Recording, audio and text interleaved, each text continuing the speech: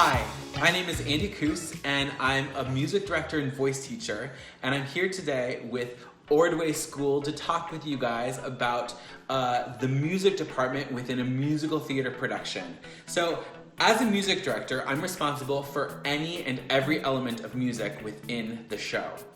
So this starts with auditioning the cast, the actors, and hiring the orchestra, through teaching the vocals to the actors and rehearsing the music, and then integrating the orchestra with that process, and then conducting and maintaining the show during the run of the performances.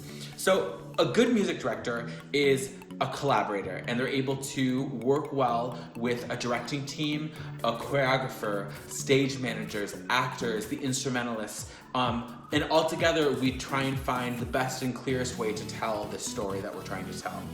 So the skills needed to be a good music director include musical elements, obviously, like being a good pianist, being a good conductor, being a vocal coach or an arranger, but also interpersonal skills and managerial skills like being a good communicator, being a good problem solver, having empathy, having compassion, curiosity, patience, discipline, and also consistency.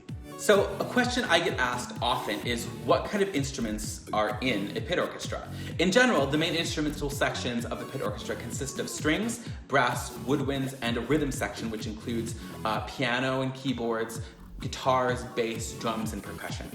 The music director will usually stick conduct with a baton, or sometimes they piano conduct while playing the keyboard. And in rarer occasions, you have a music director or conductor that plays something else, like they play the drums or they play trumpet.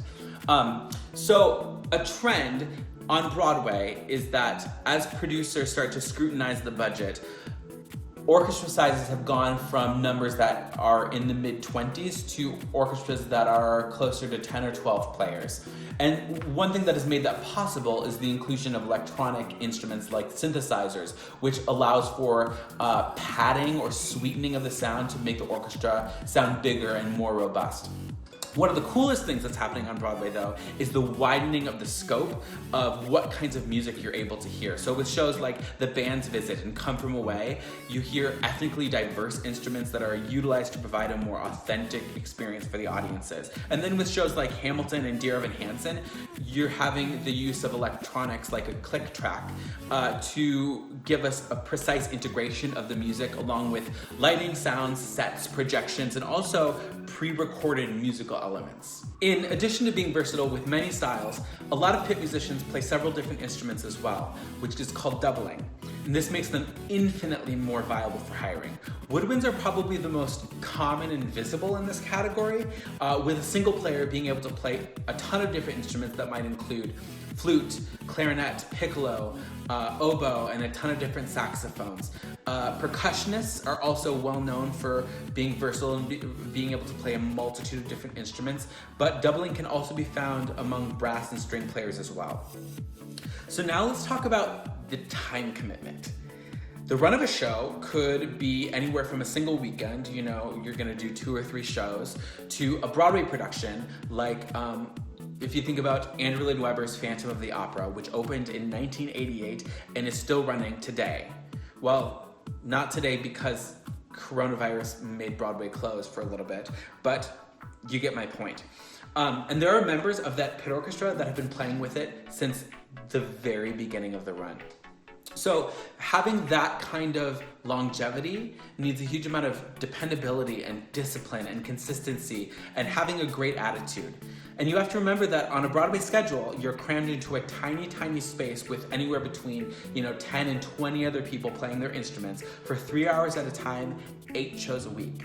So that means that in addition to being a top-notch, responsible musician, you also have to be kind and you have to have a pretty good sense of humor. There are so many different elements that make up being a good pit musician. It's not a normal job, and it's even different than being a good orchestral player or being good in a jazz band. A good pit musician understands the delicate balance between the musical elements of a show and the dramatic elements of a show and how they intersect and intertwine. There's a great amount of consistency that's needed from performance to performance, making sure that every single audience gets the same high quality show as the last. And there's no room for being lazy, there's no room for sloppy mistakes. Every show needs to be as fresh as opening night because every single audience is brand new. And so many people, the majority of people, don't come to the theater knowing every single lyric or knowing every single song and every horn lick or drum fill. So every single night we have to deliver all those elements with clarity and precision and heart. Another huge challenge to being a viable pit musician is having a very broad but also very deep understanding of musical styles and the ability to be able to jump from one style to the next with authenticity.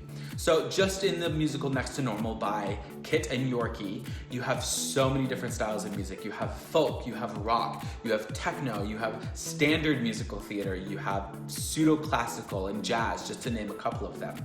And then you have musicals like Hamilton and Six.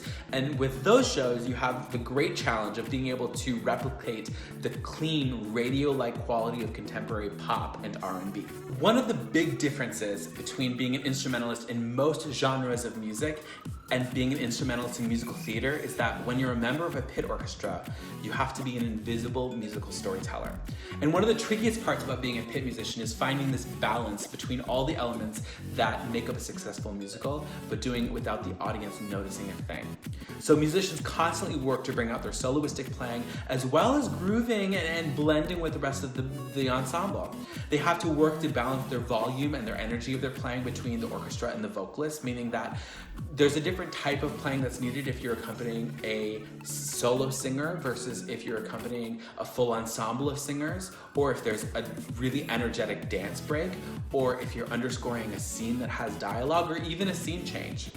So each of these dramatic elements needs a different kind of energy, and the orchestra has to deliver and be specific with each different kind. So with the longer the run, the more consistent the production becomes, but also the more changes will occur in personnel. So sometimes the conductor or music director of the show will leave to do a different show, and the new conductor might lead a little bit differently or might ask for different nuances in the music, and the orchestra has to be flexible and be able to deliver to make those adjustments. Oftentimes in long-running shows, you have an actor that's replaced, and the new actor that comes into the show might deliver a song in a different way that requires a different tempo or adjusted phrasing or even a new key, and the orchestra must accommodate this as well, all while maintaining the musicality and the good humor along with their really good playing. So players must embrace the fact that pit orchestra needs to be just as invisible as a stagehand or a lighting technician or a soundboard operator. Now, each of these elements is essential to having a musical come together, but we have to do it in a way that the audience has no sense of the magic that's being created around them. So the musicianship of an orchestra player needs to be just as high as that of a soloist with a symphony orchestra, but the focus should always be on clear and effective storytelling. This means that orchestras need to be staffed with people that have their egos in check, as well as people that have a sincere interest in understanding and bringing out the structure of the story. And so only when all of those parts fall into place can a music director lead all of the actors and the instrumentalists in one seamless package that is the musical theater magic that we've all experienced. So the next time that you're in a theater watching a live musical, take a peek into the pit orchestra if you can see them, and you can get a glimpse of the whole machine behind the machine. I've had a great time with you guys today, and I hope you keep on washing your hands and be safe out there. And we'll see you later. Bye.